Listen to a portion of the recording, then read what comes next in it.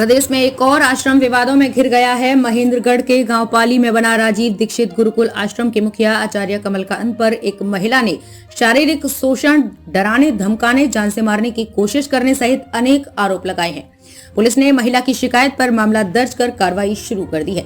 प्रदेश में बाबा राम रहीम व राजपाल महाराज के आश्रम के बाद एक नया आश्रम विवादों में आया है। महेंद्रगढ़ के गांव पाली में बने राजीव दीक्षित गुरुकुल आश्रम के मुखिया आचार्य कमलकांत पर उनके पास इलाज कराने आई एक महिला ने शारीरिक शोषण करने का आरोप लगाया है।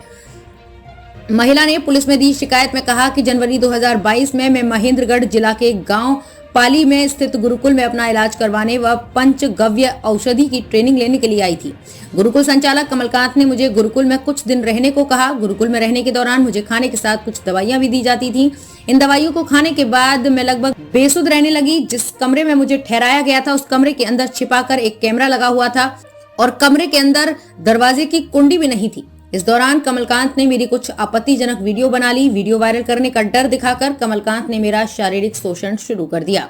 जनवरी 2022 से मार्च 2022 तक मैं गुरुकुल में रही। इस दौरान कमलकांत ने कई बार डरा धमकाकर जबरन मेरे साथ रेप किया।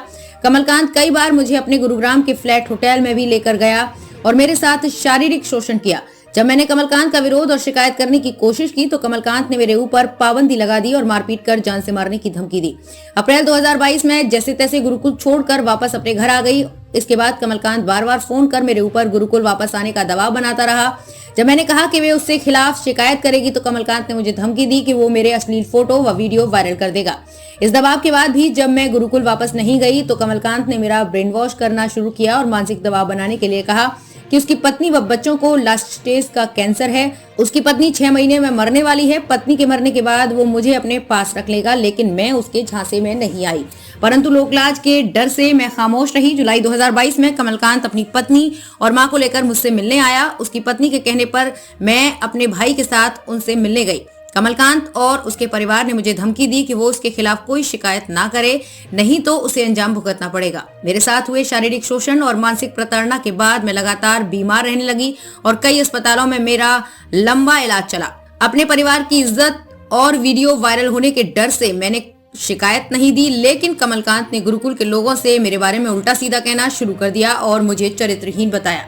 जब गुरुकुल में रहने वाले लोगों के फोन मेरे पास आए तो रविवार दिनांक 8 जनवरी को मैं पानीपत से महेंद्रगढ़ गुरुकुल में आ गई। गुरुकुल में मुझे कमलकांत और उसकी पत्नी पूजा ने बहुत भला बुरा कहा और धमकाते हुए जान से मारने की कोशिश की।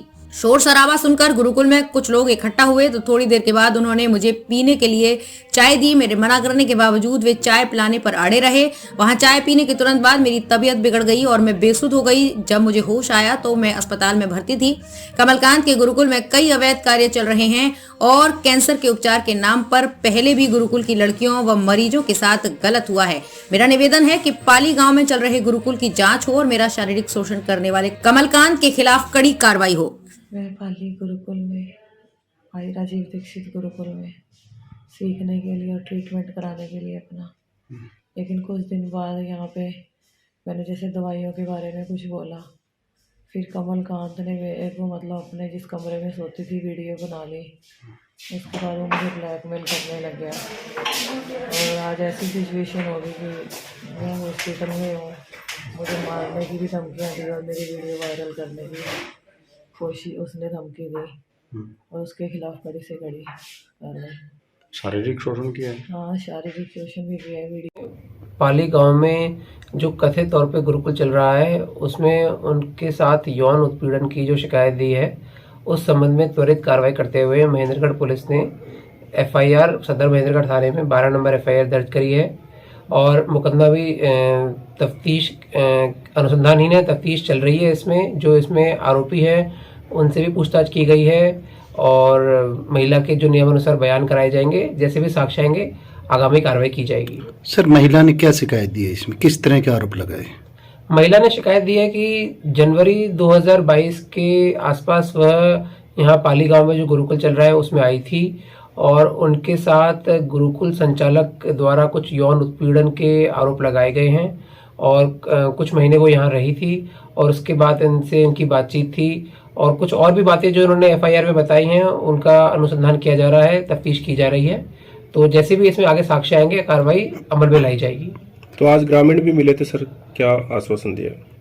ग्रामीणों को बताया गया, सबसे पहले तो उनकी जो पक्ष था, उनकी जो बातें थी वो सारी सुनी गई।